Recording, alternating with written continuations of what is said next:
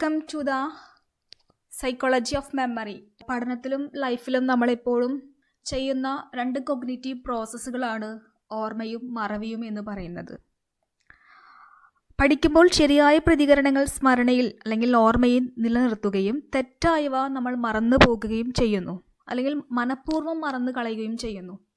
So പഠനത്തിൽ പ്രാധാന്യം അർഹിക്കുന്ന രണ്ട് കോൺസെപ്റ്റുകൾ, അതും കോഗ്നിറ്റീവ് പ്രോസസ്, കോഗ്നിറ്റീവ് കോൺസെപ്റ്റ്സ്, അതാണ് ഓർമ്മ എന്ന് പറയുന്നതും മറവി എന്ന് പറയുന്നതും. പ്രായത്തിലും memory is the power of a person store in experiences and to bring them into the field of consciousness sometimes after the experience have occurred. ഒരു വ്യക്തി ഒരു കാര്യം പഠിക്കുകയും മറ്റൊരു സിറ്റുവേഷനിലെ ആ പഠിച്ച കാര്യത്തെ പ്രയോഗിക്കാൻ അയാൾക്ക് സാധിക്കുകയും ചെയ്യുന്നു. അത്തരത്തിന് അയാൾക്ക് സാധിക്കുന്ന ആ പവറിനെയാണ് മെമ്മറി എന്ന് വിശേഷിപ്പിക്കുന്നത് എന്ന് റെയ്ബൺ അഭിപ്രായപ്പെടുന്നു. Memory and forgetting are just two faces of the same coin. Both are equally important in learning. So, അത്തരം ഒരു ലേണിങ്ങിലെ പ്രാധാന്യം അർഹിക്കുന്ന രണ്ട് കോൺസെപ്റ്റുകളായിട്ടുള്ള മെമ്മറിയും ഫോർഗറ്റിങ്ങും. According to Rayburn, memory is the power of a person to store experiences and bring them into the field of consciousness sometimes after the experiences have occurred. Remembering എന്ന് പറഞ്ഞാലും memory എന്ന് പറഞ്ഞാലും സെയിം മീനിങ് ആണ് വരുന്നത്. Remembering പറയുമ്പോൾ the process of retaining and reproducing what has been learned is known as remembering. Then the memory, the power of the mind to retain and reproduce experiences is called memory. Woodworth എന്ന് പറയുന്ന സൈക്കോളജിസ്റ്റാണ് മെമ്മറിക്ക് ഇങ്ങനെ 4 elements ഉണ്ടെന്ന് അഭിപ്രായപ്പെട്ടത്. 1 learning, പഠനം. 2 നിലനിർത്തൽ, retention. 3 recall, പുനഃസ്മരണ. 4 recognition, തിരിച്ചറിവ്. Next learning എന്ന് പറഞ്ഞാൽ എന്താ നോക്കാം. It is the primary condition for memory. മെമ്മറിയുടെ പ്രൈമറി കണ്ടീഷൻ ആയിട്ട് വരുന്ന ഒന്നാണ്, പ്രാഥമിക ഘടകം എന്ന് പറയുന്ന ഒന്നാണ് പഠനം. It is acquisition of new experiences. പുതിയൊരു കാര്യം നമ്മൾ ആർജിക്കുക, പഠിക്കുക എന്നതിനെ പറയുന്നതാണ് ലേണിംഗ് എന്ന് പറയുന്നത്. ഓക്കെ, അപ്പോൾ ലേണിംഗ് എന്ന് നമ്മൾ പറയണമെങ്കിൽ അതെന്താണ്? ഒരു പുതിയ കാര്യത്തെ നമ്മൾ പഠിക്കുകയാണ്, നമ്മൾ ആർജിക്കുകയാണ്, അതാണ് ലേണിംഗ്. സോ അങ്ങനെ പഠിച്ചൊരു കാര്യം മറ്റൊരു സിറ്റുവേഷനിലേക്ക് അപ്ലൈ ചെയ്യാൻ പറ്റുന്നുണ്ടെങ്കിൽ, അല്ലെങ്കിൽ അത് പഠിച്ച കാര്യം നിങ്ങൾ അപ്ലൈ ചെയ്യാൻ നിങ്ങൾക്ക് ഒരു ഡിസബിലിറ്റി ഉണ്ടെങ്കിൽ അത് ഫോർഗറ്റിംഗ് എന്നും, അപ്ലൈ ചെയ്യാൻ നിങ്ങൾക്ക് പറ്റുന്നുണ്ടെങ്കിൽ മൈൻഡ് അതിനെ നിങ്ങളെ വില്ലിങ് ആക്കുന്നുണ്ടെങ്കിൽ അതിനെ നമുക്ക് എന്ത് പറയാൻ സാധിക്കും? മെമ്മറി എന്ന് പറയാനും സാധിക്കും. നെക്സ്റ്റ് വരുന്ന എലമെന്റ് ആണ് retention. Retention is the process of preserving the material learned.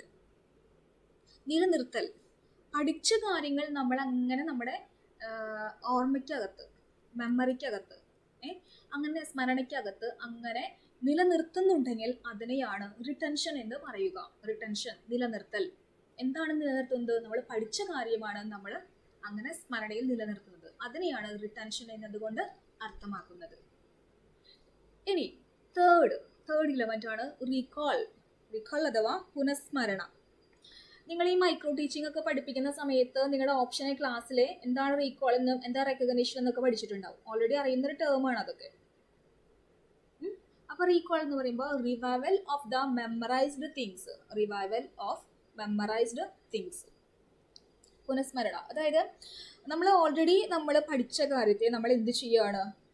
വീണ്ടും അത് ആവിഷ്കരിക്കുകയാണ്, അല്ലെങ്കിൽ വീണ്ടും അത് ഉപയോഗപ്പെടുത്തുകയാണ്. അതിനെയാണ് നമ്മൾ എന്ത് പറയുന്നത്? റീകോൾ എന്ന് പറയുന്നത്. വീണ്ടും നമ്മൾ ഓർക്കുകയാണ്, അതിനെയാണ് റീകോൾ എന്ന് പറയുന്നത്. They have 2 types of recalls. First one, spontaneous recalls. രണ്ടാമതാണ് deliberate recall. Spontaneous recall എന്ന് പറയുമ്പോൾ സഹജമായ പുനഃസ്മരണ എന്ന് പറയുന്നുണ്ട്. പിന്നെന്താണ് ഡെലിബറേറ്റ് റീകോൾ എന്ന് പറയുമ്പോൾ മനഃപൂർവ്വമായ പുനഃസ്മരണ. അത് നമ്മുടെ ഓട്ടോമാറ്റിക്കലി വന്നു പോകുന്ന റീകോളിങ്. ചില സിറ്റുവേഷനിലൂടെ കടന്നു പോകുമ്പോൾ ചില കാര്യങ്ങൾ നമ്മൾ ഓർക്കില്ലേ, അതാണ് സ്പോണ്ടേനിയസ്ലി വരുന്നതും. പിന്നെ ഡെലിബറേറ്റ് എന്ന് പറയുമ്പോൾ നമ്മൾ ചില കാര്യം വേണമെന്ന് വെച്ചിട്ട് റീകോൾ ചെയ്യുന്നത്. ഇപ്പം ക്ലാസ്സിലൊക്കെ നമ്മളോട് കാര്യം ചോദിക്കുന്ന സമയത്ത് നമ്മൾ എന്ത് ചെയ്യും? റീകോൾ ചെയ്യും. അതാണ് ഡെലിബറേറ്റ് റീകോളിൽ വരിക. സ്പോണ്ടേനിയസ്ലിയും ചില കാര്യങ്ങൾ നമ്മൾ മുൻപേ നമുക്ക് എക്സ്പീരിയൻസ് ചെയ്തിട്ടുള്ള ഒരു സ്ഥലത്തൂടെയൊക്കെ പോകുമ്പോൾ ചില കാര്യങ്ങൾ നമ്മൾ റീകോൾ ചെയ്യും. അതാണ് സ്പോണ്ടേനിയസ് റീകോൾ എന്ന് പറയുന്നത്. ദെൻ ഡെലിബറേറ്റ്, മനഃപൂർവ്വം നമ്മൾ ചില കാര്യങ്ങൾ റീകോൾ ചെയ്യുന്നത്. അതാണ് 2 types of recalls. Next 4th element ആണ് റെക്കഗ്നീഷൻ. റെക്കഗ്നീഷൻ, തിരിച്ചറിവ്. It is awareness of the experience by which we identify the material retained and recall. പഠിച്ചൊരു കാര്യം സ്മരണയിൽ നിലനിർത്തുന്നതും പുനഃസ്മരിക്കുന്നതുമായ കാര്യങ്ങളെ നിങ്ങൾക്ക് തിരിച്ചറിയാൻ പറ്റുന്നുണ്ടെങ്കിൽ അതിനെയാണ് എന്ത് പറയുന്നത്? റെക്കഗ്നീഷൻ എന്ന് പറയുന്നത്. റെക്കഗ്നീഷൻ എന്ന് പറയുമ്പോൾ ഐഡന്റിഫൈ ചെയ്യാണ്, നിങ്ങൾ തിരിച്ചറിയാണ്. ഞാൻ ഓൾറെഡി ഈ കാര്യം പഠിച്ചിട്ടുണ്ടല്ലോ, അല്ലെങ്കിൽ എനിക്കിത് അറിയാലോ എന്നുള്ള നിങ്ങളുടെ തിരിച്ചറിവിനെയാണ് എന്ത് പറയുന്നത്? റെക്കഗ്നീഷൻ എന്ന് പറയുന്നത്. ഓക്കെ, റെക്കഗ്നീഷൻ എന്ന് പറയുന്നത്. റെക്കഗ്നീഷൻ എന്ന് പറയുന്നത്. റെക്കഗ്നീഷൻ രണ്ട് തരത്തിലുള്ളത്, indefinite recognition and definite recognition. അനീതമായ തിരിച്ചറിവും രണ്ടാമത്തത് നിയതമായ തിരിച്ചറിവും. അങ്ങനെ രണ്ട് തരത്തിലാണ് റെക്കഗ്നീഷൻ വരുന്നത്. ഇത്രയാണ് ദ എലമെന്റ്സ് ഓഫ് മെമ്മറി. മെമ്മറിക്ക് 4 എലമെന്റ്സ് ഉണ്ടെന്നാണ് വുഡ്വർത്ത് എന്ന് പറയുന്ന സൈക്കോളജിസ്റ്റ് വാദിക്കുന്നത്. അദ്ദേഹത്തിന്റെ അഭിപ്രായത്തിൽ വരുന്നതാണ് learning, retention, recall and recognition എന്ന് പറയുന്ന 4 elements of characteristics of good memory. Easy learning, എളുപ്പത്തിൽ നീങ്ങുന്ന പഠനം. സെക്കൻഡ് വൺ ലോങ് റിട്ടൻഷൻ, ദീർഘകാലത്തേക്കുള്ള നിലനിർത്തൽ. തേർഡ് പോയിന്റ് ക്വിക്ക് റീകോൾ, പെട്ടെന്നുള്ള പുനഃസ്മരണ. ഫോർത്ത് പോയിന്റ് ആക്യുറേറ്റ് റെക്കഗ്നീഷൻ, സൂക്ഷ്മമായ തിരിച്ചറിവ്. മെമ്മറിയിൽ first one immediate memory and permanent memory. സമീപ സ്മരണയും സ്ഥിര സ്മരണയും. Next rote memory and logical memory, യാന്ത്രിക സ്മരണയും യുക്തി സ്മരണയും. Personal memory and impersonal memory, വ്യക്തിഗതമായ സ്മരണയും മറ്റുള്ളവരുമായി ബന്ധപ്പെട്ട സ്മരണയും. Active memory and passive memory, സജീവ സ്മരണയും നിഷ്ക്രിയ സ്മരണയും. Habit memory and true memory, ശീലസ്മരണയും യഥാർത്ഥ സ്മരണയും. What is immediate memory and permanent memory? Here we learn and remember a thing for short time and then forget it. നമ്മളൊരു കാര്യം immediate memory എന്ന് പറയണമെങ്കിൽ സമീപ സ്മരണ എന്ന് പറയും. നിങ്ങളുടെ ടെക്സ്റ്റ് ബുക്കിൽ വേറെ എന്തൊക്കെയാണ് എക്സാമ്പിൾ കൊടുത്തിട്ടുള്ളത്. ഞാനിവിടെ പറയുന്നത് ജസ്റ്റ് വളരെ സിമ്പിൾ ആയിട്ടുള്ള ഒരു കാര്യം തന്നെ കേട്ടോ, അതുമായി കണക്ട് ചെയ്തിട്ടുള്ളത് തന്നെയാണ്. അപ്പോൾ മനസ്സിലാവും. ഇമ്മീഡിയറ്റ് മെമ്മറി എന്ന് പറയുമ്പോൾ സമീപകാല സ്മരണ എന്നൊക്കെ നമ്മൾ പറയും, അല്ലെങ്കിൽ സമീപ സ്മരണ എന്നൊക്കെ പറയും. അതായത് നമുക്കൊരു കാര്യം വളരെ ചെറിയ ടൈം ഡ്യൂറേഷനിലെ ഓർത്തിരിക്കാനായിട്ട് നമ്മളത് പഠിക്കുകയും അല്ലെങ്കിൽ ഓർമ്മയിൽ നിലനിർത്തുകയും ഉപയോഗശേഷം അത് മറന്നു കളയുകയും ചെയ്യും. അത്തരത്തിലുള്ള ഒരു മെമ്മറിനെയാണ് ഇമ്മീഡിയറ്റ് മെമ്മറി എന്ന് പറയുന്നത്. We learn and remember A thing for short time and then forget it. ഒരു കാര്യം ഒരു ചെറിയ സമയത്തേക്ക് നമ്മൾ സ്മരിക്കുകയും അതിനുശേഷം അത് മറന്നു കളയുകയും ചെയ്യുന്നു. This is the immediate memory. For example, we took up a telephone number from the directory and remember it, but after making telephone we usually forget it. ഇത് പണ്ടത്തെ കാര്യം കേട്ടോ പറയണേ. മുൻപൊക്കെ ലാൻഡ് ഫോണൊക്കെ ഉള്ളപ്പോൾ നമ്മളിങ്ങനെ ടെലിഫോൺ ഡയറക്ടറി നോക്കിയിട്ട് പല നമ്പറും എടുക്കും, എന്നിട്ടത് ഡയൽ ചെയ്ത് യൂസ് ചെയ്യും. പിന്നെന്ത് ചെയ്യും? അത് ഉപയോഗിച്ച് കഴിഞ്ഞ് നമ്മളത് മറന്നു പോകും. അതാണ് ഇവിടെ എക്സാമ്പിൾ കൊടുത്തിട്ടുള്ളത്. ഇമ്മീഡിയറ്റ് മെമ്മറി ഒരു പ്രത്യേക ആവശ്യത്തിന് വേണ്ടി നമ്മളത് ഓർക്കുകയും സ്മരിക്കുകയും ആവശ്യശേഷം അല്ലെങ്കിൽ ഉപയോഗശേഷം നമ്മളത് മറന്നു കളയുകയും ചെയ്യും. This is the immediate memory അല്ലെങ്കിൽ സമീപ സ്മരണ. നെക്സ്റ്റ് പെർമനന്റ് മെമ്മറി, സ്ഥിര സ്മരണ. Here retention is of a permanent nature. For example, remembering the name of our father. നമ്മളൊരു കാര്യം ദീർഘകാലാടിസ്ഥാനത്തിൽ സ്മരിക്കുക, ഓർക്കുക, അതിനെയാണ് നമ്മൾ പെർമനന്റ് മെമ്മറി എന്ന് പറയുന്നത്. ഫോർ എക്സാമ്പിൾ, നമ്മുടെ അച്ഛൻ്റെ അമ്മയുടെയും പേര്, സഹോദരങ്ങളുടെ പേര്, നമ്മുടെ അത്രയും ക്ലോസ്ഡ് ആയിട്ടുള്ള കൂട്ടുകാരുടെ പേര്, അതൊക്കെ ഒരുപാട് വർഷമായിട്ട് നമ്മളിപ്പോഴും ഇങ്ങനെ ഓർത്തുകൊണ്ട് കിടക്കുന്നതാണ്.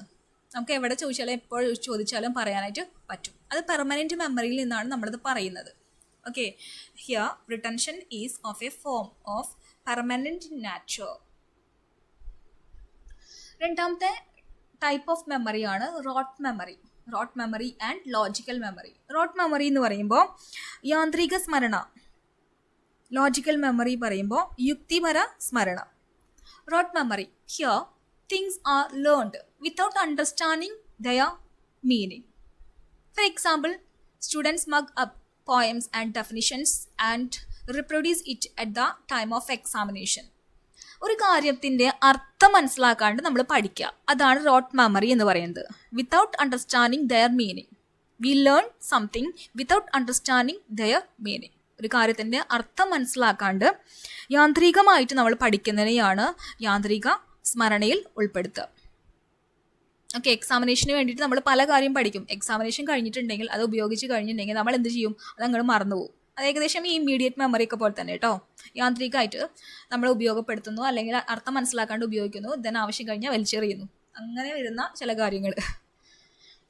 ഇനി logical memory. Material are learned with insight, understanding and logical thinking is known as logical memory. യാന്ത്രികപരമായ സ്മരണ, അതായത് യാന്ത്രികപരമായ സ്മരണ വിത്തൗട്ട് അണ്ടർസ്റ്റാൻഡിങ് ആണ് ഈ ലോജിക്കൽ മെമ്മറി. അത് വെച്ചുമ്പോൾ യുക്തിപര സ്മരണ മീൻസ് ഇവിടെ വരുന്നത് നമ്മളൊരു കാര്യം വ്യക്തമായിട്ട് അതിൻ്റെ ഇന്നർ മീനിങ് മനസ്സിലാക്കിയിട്ട് പഠിക്കുകയും പല ഇൻസൈറ്റ്സ് ഉപയോഗപ്പെടുത്തിക്കൊണ്ട് അതിനെ ആ ഒരു കാര്യത്തെ വ്യക്തമായിട്ട് മനസ്സിലാക്കുകയും ചെയ്യുന്നു. എന്നിട്ട് നമ്മൾ മെമ്മറിക്കകത്ത് അതങ്ങനെ സേവ് ചെയ്ത് വെക്കുന്നു. അത്തരം കാര്യങ്ങൾ അത്തരം കാര്യങ്ങൾ അടങ്ങുന്ന ഒരു മെമ്മറിയാണ് ലോജിക്കൽ മെമ്മറി എന്ന് പറയുന്നത്. Materials are learned with insight, understanding and logical thinking is known as logical memory. For example, നമ്മൾ മാത്തമാറ്റിക്കൽ ടേബിൾസ് ഒക്കെ പഠിച്ചിട്ടുണ്ടായിരിക്കും. ഏകദേശം നമ്മൾ UP ക്ലാസ്സോട് കൂടിയിട്ട് അത് കംപ്ലീറ്റ് പഠിച്ചു കഴിഞ്ഞിട്ടുണ്ടായിരിക്കും. ബട്ട് ഇന്നും നിങ്ങൾക്ക് അത് ഉപയോഗപ്പെടുത്താൻ ചോദിച്ചിട്ടുണ്ടെങ്കിൽ, അപ്പോൾ ഒരു 8ൻ്റെ ഗുണനപ്പട്ടിക ചോദിച്ചിട്ടുണ്ടെങ്കിൽ, 7ൻ്റെ ഗുണനപ്പട്ടിക ചോദിച്ചിട്ടുണ്ടെങ്കിൽ, അതൊക്കെ അനുസരിച്ച് വർക്ക് ചെയ്യാൻ നിങ്ങൾ വളരെ സിമ്പിളായി ചെയ്യും. കാരണം എന്താണ്? അത് നിങ്ങളുടെ ലോജിക്കൽ മെമ്മറിയിൽ നിന്ന് എടുത്തിട്ടാണ് നിങ്ങൾ പറയുന്നത്.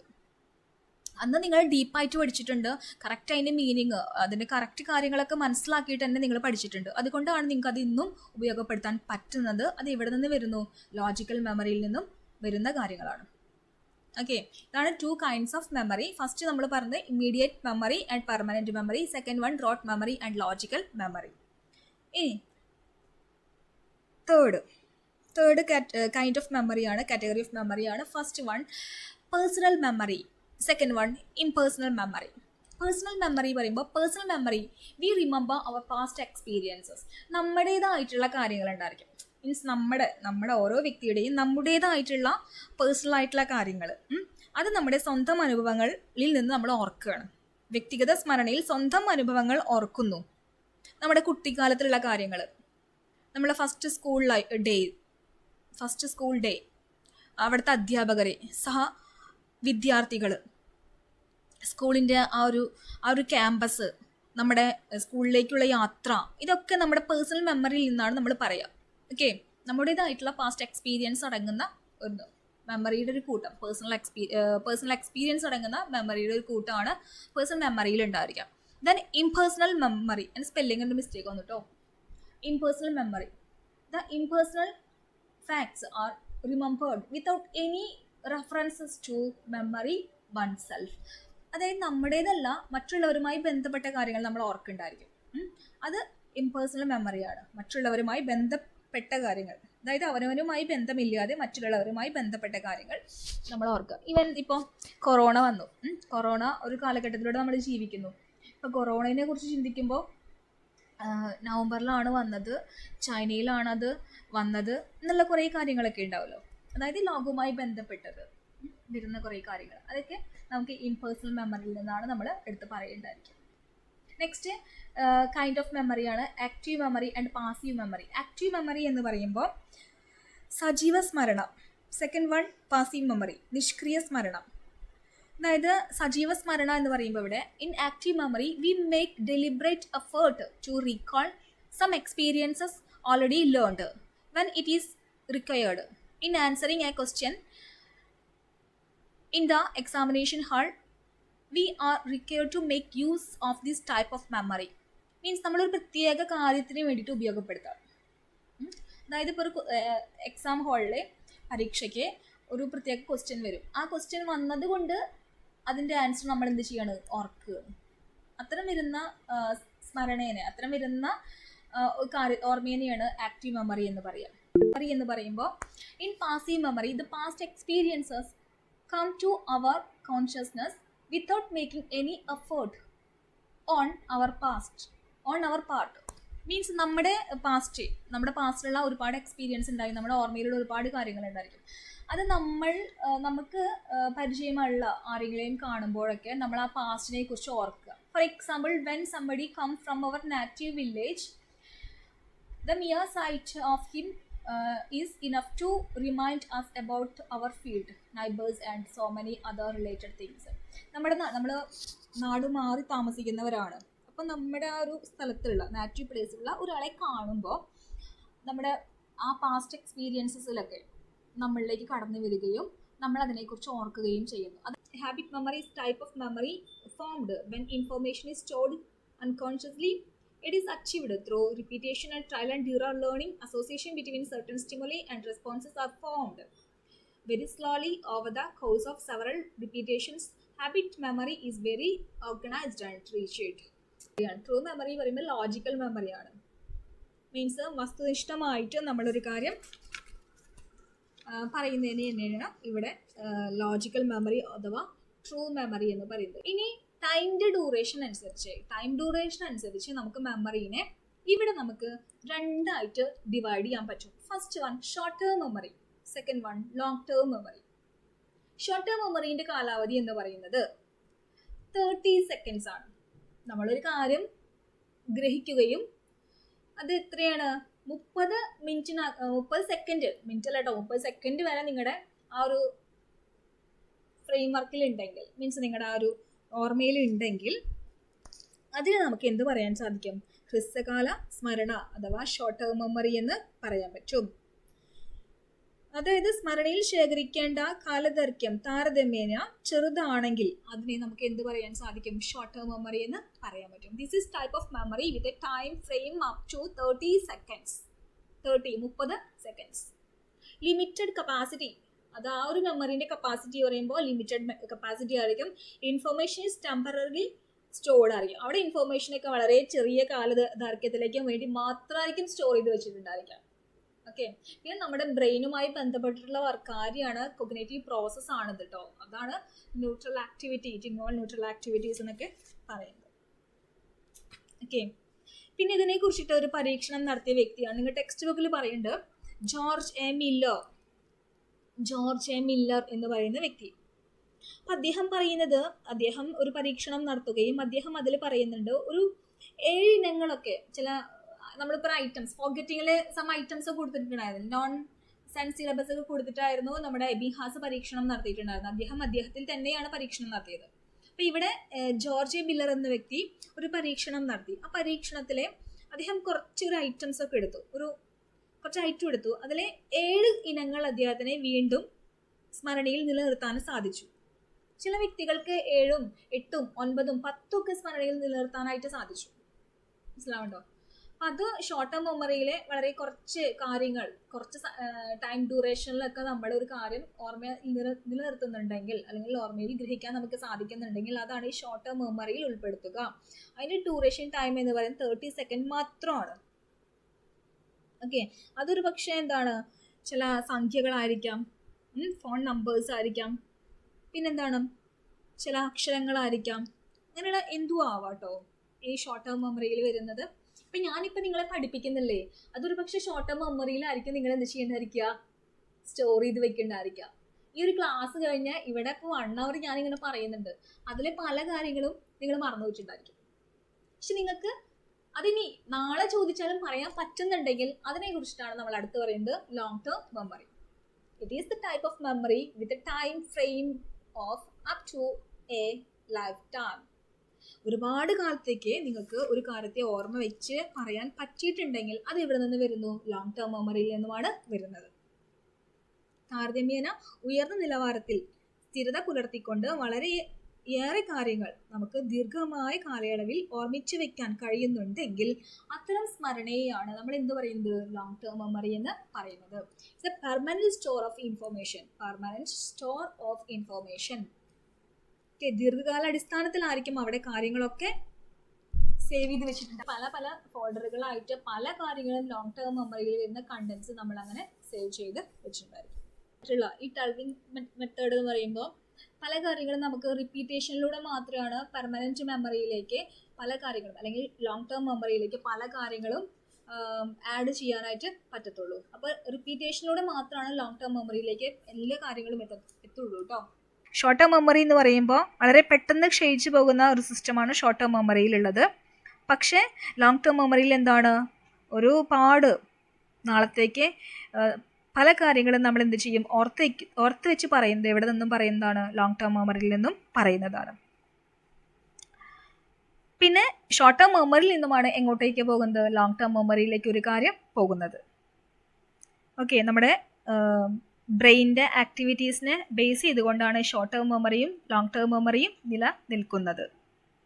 പിന്നെ നമ്മുടെ ഫോർഗറ്റിങ്ങിൽ പറഞ്ഞിട്ടുണ്ടായിരുന്നു, നമ്മൾ ഒരു കാര്യം പഠിക്കുമ്പോൾ അതിന് ഒരു മെമ്മറി ട്രേസ് എന്ന് പറയും, TRACE, മെമ്മറി ട്രേസ് എന്ന് പറയുന്ന ഒരു സ്മരണയുടെ പാത എന്ന മലയാളത്തിൽ പറയും. അത് നമ്മുടെ ബ്രെയിനിൽ ഇങ്ങനെ രൂപപ്പെടുന്നുണ്ട്. അപ്പം നമ്മൾ ഇടയ്ക്കിടയ്ക്ക് അത് പഠിച്ച കാര്യം റിവൈസ് ചെയ്യുമ്പോൾ മാത്രമാണ് ആ പറയുന്ന മെമ്മറി ട്രേസ് നിലകൊള്ളുള്ളൂ. അല്ലെങ്കിൽ എന്ത് സംഭവിക്കും, അതിന് ഡീകേ സംഭവിക്കും. അങ്ങനെയാണ് മറവി സംഭവിക്കുന്നത്. അപ്പോൾ മെമ്മറി ട്രേസിനെ നമ്മൾ എപ്പോഴും എന്ത് ചെയ്യണം, ഇടയ്ക്കിടയ്ക്ക് റിവൈസ് ചെയ്യണം. എങ്കിൽ മാത്രമാണ് ഒരു കാര്യം ലോങ് ടേം മെമ്മറിയിൽ അങ്ങനെ സ്റ്റോർഡ് ആവുള്ളൂ. Next, economic memorising. എന്ന സമയത്താകും നമ്മൾ എന്ത് ചെയ്യണം, ദീർഘകാലത്തേക്ക് ഒരു കാര്യത്തെ ഓർമ്മയിൽ തങ്ങി നിർത്താനായിട്ട് നമ്മൾ ഉപയോഗപ്പെടുത്തണം. അതെന്തൊക്കെ കാര്യങ്ങൾ ചെയ്താൽ പറ്റും, അതാണ് ഇക്കണോമിക് മെത്തേഡിൽ പറയുന്നത്. ഫസ്റ്റ് വൺ റെസിറ്റേഷൻ മെത്തേഡാണ്. മെൻ്റൽ റിപ്പീറ്റേഷൻസ് മീൻസ് ഉരുവിടൽ എന്ന് മലയാളത്തിൽ പറയും, ഉരുവിടൽ രീതി. ഒരുപാട് തവണ നമ്മൾ എന്ത് ചെയ്യുക, ഒരു പഠിച്ച കാര്യത്തെ പറഞ്ഞുകൊണ്ടിരിക്കുക, ചൊല്ലിപ്പഠിക്കുക എന്നൊക്കെ പറയില്ലേ, അത് mental repetition. Second one spaced and unspaced method. ഇടവിട്ടുള്ള രീതി സ്പേസ്ഡ് മെത്തേഡ്, ഇടവിടാതെയുള്ള രീതി അൺസ്പേസ്ഡ് മെത്തേഡ്. ഇവിടെ പേര് സൂചിപ്പിക്കുന്ന പോലെ തന്നെ ഇവിടെ പറയുന്നത് എന്താണ്, നമ്മളിപ്പോൾ വലിയ പദ്യങ്ങളൊക്കെ മീൻസ് ചെറിയ ക്ലാസ്സിൽ പദ്യം പഠിക്കലൊക്കെ ഉണ്ടായിരുന്നു, ഇപ്പോൾ അതൊന്നും ഇല്ല തോന്നുന്നു അല്ലേ. അപ്പോൾ നമ്മൾ എന്ത് ചെയ്യും, ഡിഫറെൻറ്റ് ഇൻ്റർവെൽ ടൈംസ് കൊടുത്തിട്ട് പഠിപ്പിക്കും. അതായത് ഇപ്പം സ്പേസ്ഡ് മെത്തേഡിൽ given time interval in learning trials, നമ്മളിപ്പോൾ കുറച്ച് മാത്രം പഠിക്കുക എന്നൊക്കെ പറഞ്ഞിട്ട് കൊടുക്കില്ല, അതാണ് spaced method. Next unspaced method is done at one sitting without any intervals being introduced. ഒരു ഇൻ്റർവെല്ലും ഇല്ലാണ്ട് നമ്മൾ പഠിപ്പിക്കുന്ന ചില കാര്യങ്ങളുണ്ടായിരിക്കും, കംപ്ലീറ്റ് പഠിക്കുക എന്നൊക്കെ പറയുന്നത്. മറ്റത് സ്പേസ്ഡ് മീൻസ് സ്പേസ്ഡ് പഠിക്കുക മീൻസ് ഇൻ്റർവെൽ കൊടുത്തിട്ട് പഠിപ്പിക്കുന്നത് സ്പേസ്ഡ് മെത്തേഡിൽ, ഇൻ്റർവെൽ കൊടുക്കാണ്ട് പഠിപ്പിക്കുന്നതുമാണ് എന്ത്, അൺസ്പേസ്ഡ് മെത്തേഡ്. അങ്ങനെ പഠിപ്പിക്കാൻ നമുക്ക് സാധിക്കും. Then part and whole method. Part method എന്ന് പറയുമ്പോൾ ഇതിൻ്റെ പോലെ തന്നെയാണ് കേട്ടോ, ഭാഗികമായിട്ട് പഠിപ്പിക്കാം.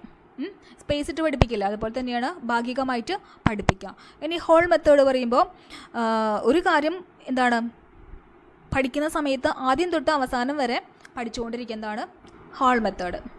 പാർട്ട് മെത്തേഡ് പറയുമ്പോൾ എന്താണ്, ഇപ്പോൾ മൊഡ്യൂൾസ് ഒക്കെ ഉണ്ടായിരിക്കും, അതിലെ മൊഡ്യൂൾസിനകത്ത് ഡിഫറെൻ്റ് ചാപ്റ്റേഴ്സ് കൊടുത്തിട്ടുണ്ടായിരിക്കും ഇല്ലേ. അപ്പോൾ ആ ചാപ്റ്റേഴ്സ്, ഒരു ചാപ്റ്റർ പഠിച്ചിട്ട് ഒരു നെക്സ്റ്റ് ചാപ്റ്റർ പഠിച്ചിട്ട് അങ്ങനെയാണ് നമ്മൾ എന്ത് ചെയ്യുക, പാർട്ട് മെത്തേഡിൽ. ഹോൾ മെത്തേഡിൽ എന്താ നമ്മൾ പറയേണ്ടതായിരിക്കുക, ആ കംപ്ലീറ്റ് ഒരു മൊഡ്യൂള് പഠിച്ചിട്ട് വരാൻ പറയും. മനസ്സിലാവുണ്ടോ, അതാണ് പാർട്ട് ആൻഡ് ഹോൾ മെത്തേഡ് പറയുന്നത് കേട്ടോ. നെക്സ്റ്റ് വരുന്നത് rote and intelligent method. Rote and intelligent method is learning and memorising without understanding. ഒരു കാര്യം മനസ്സിലാക്കാണ്ട് പഠിക്കുന്നതാണ് റോട്ട് മെത്തേഡ്. ഇൻ്റലിജൻറ്റ് മെത്തേഡ്, ഒരു കാര്യം എങ്ങനെ പഠിക്കുകയാണ്, കറക്റ്റ് അതിൻ്റെ മീനിങ് മനസ്സിലാക്കിയിട്ട് കാര്യങ്ങളൊക്കെ അസോസിയേറ്റ് ചെയ്തിട്ട് പഠിക്കുന്നതാണ് ഇൻ്റലിജൻറ്റ് മെത്തേഡ്.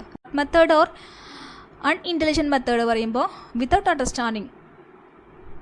ഇൻ്റലിജൻറ്റ് മെത്തേഡ് പറയുമ്പോൾ എന്താണ്, learn with understanding, build up association between various segments of the material. Next, group and rhythm methods. Last മെത്തേഡാണ് ഗ്രൂപ്പ് ആൻഡ് റിതം മെത്തേഡ്. നമ്മളിപ്പം ഒരു പദ്യം പഠിച്ചിട്ടുണ്ടായിരിക്കും കേരളത്തിലെ ജില്ലകളെ കുറിച്ചിട്ട്, തെക്ക് തിരുവനന്തപുരം, കൊല്ലവും പത്തനംതിട്ട പിന്നെ എന്നൊക്കെ പറയുന്നത്. അപ്പോൾ അത് നമ്മൾ പഠിച്ചിട്ടുള്ള നമ്മുടെ കേരളത്തിലുള്ള ജില്ലകളെ ഒരു പാട്ട് രീതിയിൽ പഠിക്കുകയാണ്, റിതം മെത്തേഡ്. മനസ്സിലാവുണ്ടോ? അപ്പോൾ rhythm method is easier to memorise poetry than prose. Okay.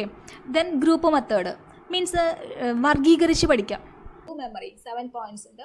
Over learning, വീണ്ടും വീണ്ടും പഠിക്കാം. Make subject matter meaningful and arrange it sequentially, correct ഓർഡറിൽ അറേഞ്ച് ചെയ്തിട്ട് നമ്മൾ അർത്ഥവത്തായിട്ട് പഠിക്കാം. Follow the principle of association, it is connect the subject matter with previously learned things. മുൻപേ പഠിച്ച കാര്യവുമായി കണക്ട് ചെയ്തുകൊണ്ട് പഠിക്കാൻ ശ്രമിക്കുക. Next, utilise as many census as possible, use various teaching AIDS materials. Means different ആയിട്ടുള്ള ടീച്ചിങ് എയ്ഡ്സ്, അതായത് census ഉപയോഗപ്പെടുത്തിക്കൊണ്ട്,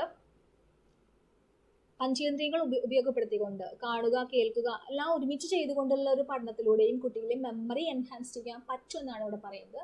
self recitation method. Use of the principle of learning by doing, repetitions and continuous practice. ഇത്രയാണ് how to improve memory എന്നതിൽ പറയുന്നത്. Next, specialized technique for memorization. They have 3 techniques: association, linking with the past experiences to the new knowledge; mnemonics, it provides visual and verbal prompt for students. Visual ആയിട്ടുള്ളതും verbal ആയിട്ടുള്ള examples കൊടുത്തിട്ട് അവരിലെ memorisation വളർത്തിയെടുക്കാൻ സാധിക്കും.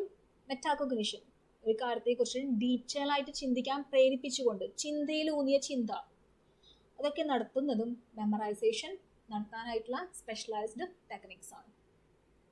Okay, next വരുന്നതാണ് multi stage model of memory. Actually theory forward ചെയ്തിട്ടുള്ളത് Richard Atkinson and Richard Shiffrin എന്ന് പറയുന്ന 2 വ്യക്തികൾ ചേർന്നിട്ടാണ്. In the year 1968 Richard Atkinson and Richard Shiffrin എന്ന് പറയുന്ന സൈക്കോളജിസ്റ്റുകൾ ടൈം ഡ്യൂറേഷൻ്റെ ബേസിലെ മെമ്മറീനെ 3 ആയിട്ട് വേർതിരിച്ച് വെച്ചിട്ടുള്ളത്. ഫസ്റ്റ് വൺ സെൻസറി മെമ്മറി അല്ലെങ്കിൽ sensory register. Second one short term memory.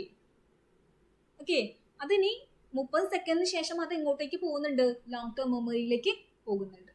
A sensory register where sensory information enter memory. Duration quarter to half seconds. Time duration മാത്രം ഇവിടെ ശ്രദ്ധിച്ചാൽ മതി കേട്ടോ.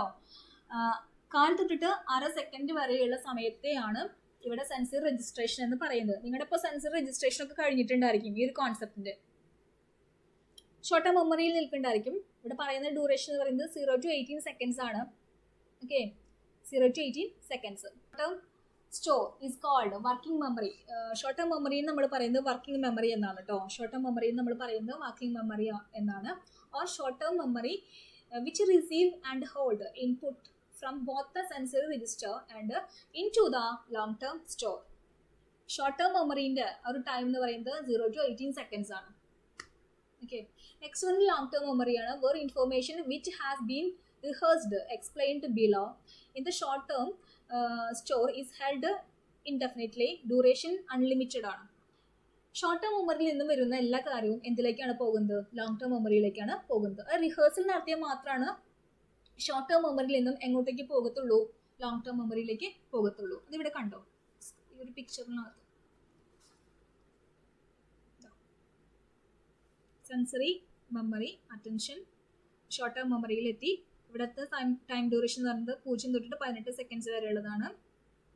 ഓക്കെ, ഇവിടെ റിഹേഴ്സൽ നടത്തിയിട്ട് ഇത് ഇങ്ങോട്ടേക്ക് പോകുന്നു. ഇതിൽ ബാക്കിയുള്ള ഷോർട്ട് ടേം മെമ്മറിയിലുള്ള റിഹേഴ്സൽ നടത്തിയ കാര്യങ്ങൾ മാത്രമാണ് ഇങ്ങോട്ടേക്ക് പോകുന്നുണ്ടാവുള്ളൂ, ലോങ് ടേം മെമ്മറിയിലേക്ക് പോകുന്നുണ്ടാവും. ലോങ് ടേം മെമ്മറിയിലുള്ള കാര്യം കുറേ നാൾ അവിടെ നിൽക്കും. Theories of forgetting. Cue dependent forgetting. മറവിയുടെ കാരണങ്ങളുമായി ബന്ധപ്പെട്ട ചില സിദ്ധാന്തമാണ് നമ്മളിവിടെ പറയുന്നത്. First one, cue dependent forgetting. Retrieval failure due to missing stimuli. നമ്മൾ നൽകിയിട്ടുള്ള ഏതെങ്കിലും ഒരു ചോദകം അല്ലെങ്കിൽ നമ്മൾ നൽകിയിട്ടുള്ള ഒരു സിറ്റുവേഷൻ, അതിൽ തകരാറ് സംഭവിക്കുമ്പോൾ നമ്മൾ മറവി സംഭവിക്കും. നമ്മൾ ഇതിനു മുമ്പ് ഫോർഗെറ്റിംഗിൽ പറഞ്ഞിട്ടുണ്ട്, ഹോം സയൻസ് ക്ലാസ്സിലെ ഒരു പരീക്ഷണം അല്ലെങ്കിൽ ഒരു വിഭവം തയ്യാറാക്കാൻ വേണ്ടി വന്നിട്ടുള്ള ഒരു സ്റ്റുഡൻറ്റ്, ആ കുട്ടിക്ക് വീട്ടിൽ ചെയ്യുന്ന സമയത്ത് നന്നായിട്ട് പ്രാക്ടീസ് ചെയ്ത് ചെയ്യാൻ പറ്റി. പക്ഷേ ഹോം സയൻസ് ക്ലാസ്സിലെത്തിയപ്പോൾ ആ കുട്ടിയിൽ എന്ത് സംഭവിച്ചു? വിഭവം നന്നായിട്ട് തയ്യാറാക്കാനൊന്നും സാധിച്ചില്ല.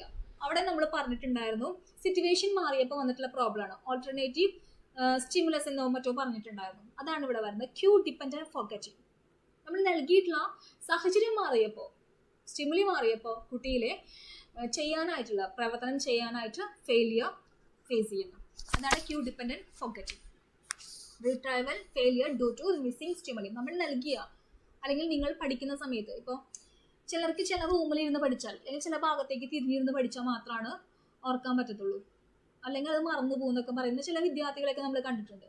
ഇതാണ് പറയുന്നത് കേട്ടോ, ക്യൂ ഡിപ്പെൻഡന്റ് ഫോർഗറ്റിംഗ്. ചില സിറ്റുവേഷൻ മാറുമ്പോൾ അവരിൽ മറവി ഉണ്ടായിരിക്കും, അത് നമ്മൾ പറയുന്നതാണ് ക്യൂ ഡിപ്പെൻഡന്റ് ഫോർഗറ്റിംഗ്.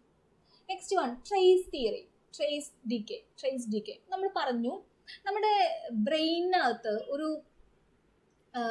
ഒരു ട്രേസ്, ഒരു മെമ്മറിയുടെ, നമ്മളൊരു കാര്യം പഠിക്കുന്ന സമയത്ത് ബ്രെയിനകത്ത് ഒരു പുതിയ ട്രേസ്, ഒരു പാത, മെമ്മറിയുടെ അല്ലെങ്കിൽ സ്മരണയുടെ പാത എന്നൊക്കെ മലയാളത്തിൽ പറയും, മെമ്മറി ട്രേസ്, അത് രൂപപ്പെടുന്നുണ്ട് നമ്മളൊരു കാര്യം പഠിപ്പിക്കുമ്പോൾ. ഇപ്പം ഞാനിത് പഠിപ്പിക്കുമ്പോൾ നിങ്ങളത് ശ്രദ്ധിക്കുന്നുണ്ടെങ്കിൽ തിയറി ഓഫ് ഫോർഗറ്റിംഗ് എന്ന് പറഞ്ഞ മെമ്മറിയുടെ ഒരു പാത രൂപപ്പെടുത്തിയിട്ടുണ്ടായിരിക്കും. മനസ്സിലാവട്ടോ? ഇനി നിങ്ങളത് വീണ്ടും പഠിക്കുമ്പോൾ ആ പാത അങ്ങനെ നിലനിൽക്കും. പക്ഷെ നിങ്ങളത് ഉപയോഗിക്കാണ്ട് വരുമ്പോൾ ആ പാതയ്ക്ക് എന്ത് സംഭവിക്കും? ആ ഒരു ട്രേസിന് എന്ത് സംഭവിക്കും? ഡി കെ സംഭവിക്കും. അതാണ് ട്രേസ് ഡി കെ എന്ന് പറയുന്നത്. Leave the trace in the brain. നമ്മളൊരു കാര്യം പഠിക്കുന്ന സമയത്ത് തിയറീസ് ഓഫ് ഫോർഗറ്റിംഗ് ആണ് ഇപ്പോൾ നിങ്ങളുടെ ബ്രെയിനിൽ രൂപപ്പെട്ടിട്ടുള്ള ഒരു മെമ്മറി ട്രേസ്. പക്ഷെ നിങ്ങളത് ഉപയോഗിക്കുന്നില്ല, ഇനി വീണ്ടും അത് അതിനെക്കുറിച്ച് ചിന്തിക്കുന്നില്ല, എന്ത് സംഭവിക്കും? ആ മെമ്മറിയുടെ, ആ സ്മരണയിൽ വരുന്ന ആ ഒരു പാതയ്ക്ക് എന്ത് സംഭവിക്കുന്നു? ബ്രെയിനിൽ രൂപപ്പെട്ടുള്ള ആ ഒരു ട്രേസിനെ ഡി കെ സംഭവിക്കുന്നു. അതാണ് ട്രേസ് ഡി കെ എന്നാ പറയുന്നത്. ഇനി organic causes, physiological damages, dilapidation of the brain. അതായത് ബ്രെയിനിന് എന്തെങ്കിലും ഡാമേജ് സംഭവിക്കുകയോ അല്ലെങ്കിൽ ഫിസിയോളജിക്കലായിട്ട് നിങ്ങൾക്ക് ഫിസിക്കലായിട്ട് എന്തെങ്കിലും പ്രോബ്ലം വരുമ്പോൾ, എന്തെങ്കിലും അസുഖങ്ങളൊക്കെ വരുന്ന സമയത്ത് നിങ്ങളിലെ മറവി ഉണ്ടാവാനായിട്ട് കാരണമുണ്ട്. ആ കാരണത്തെയാണ് ഓർഗാനിക് കോസസ് എന്ന് പറയുന്നത്. Next interference theories, proactive and retroactive. Decay theory എന്ന് പറയുമ്പോൾ decay of the mental process, decay to the mental process അല്ലെങ്കിൽ decay to the memory trace. ഏകദേശം നമ്മൾ രണ്ടാമത് പറഞ്ഞിട്ടുള്ള പോയിന്റുമായിട്ട് കണക്ട് ചെയ്ത് നമുക്ക് പറയാൻ പറ്റും കേട്ടോ. നമ്മളൊരു കാര്യം പഠിക്കുമ്പോൾ നമ്മുടെ ബ്രെയിനിലെ ഒരു ട്രേസ്, TRACE, മെമ്മറി ട്രേസ് രൂപപ്പെടുന്നുണ്ട്. ഓക്കെ, പക്ഷേ ആ രൂപപ്പെട്ട ട്രേസിനെ നമ്മൾ വീണ്ടും അല്ലെങ്കിൽ ഉപയോഗിക്കുന്നില്ല എങ്കിൽ ആ ട്രേസിന് എന്ത് സംഭവിക്കുന്നു? ഡി കെ സംഭവിക്കുന്നു. അങ്ങനെ നമ്മൾ ആ പഠിച്ച കാര്യം അങ്ങനെ ആകെ കണ്ട് മറന്നു പോകും. Okay, sensory registration, short term memory, long term memory. Long term മെമ്മറിയിലെ ഈ ഡി കെ തിയറി അനുസരിച്ച് ആ മെമ്മറി ട്രേസ് അവിടെ ഉണ്ടെങ്കിൽ അത് നമ്മൾ ഇടയ്ക്കിടയ്ക്ക് എടുത്ത് ഓർക്കുകയാണെങ്കിൽ എന്ത് സംഭവിക്കും? അത് അങ്ങനെ നിലനിൽക്കും, മറവി സംഭവിക്കത്തില്ല. ഇത്രയാണ് തിയറീസ് ഓഫ് ഫോർഗറ്റിംഗിലെ ഇമ്പോർട്ടൻ്റ് ആണ്, 4 മാർക്കിന് ചോദിക്കുന്നത് കണ്ടിട്ടുണ്ട്. Cue dependent forgetting, trace decay, organic causes, indifference theories, decay theory.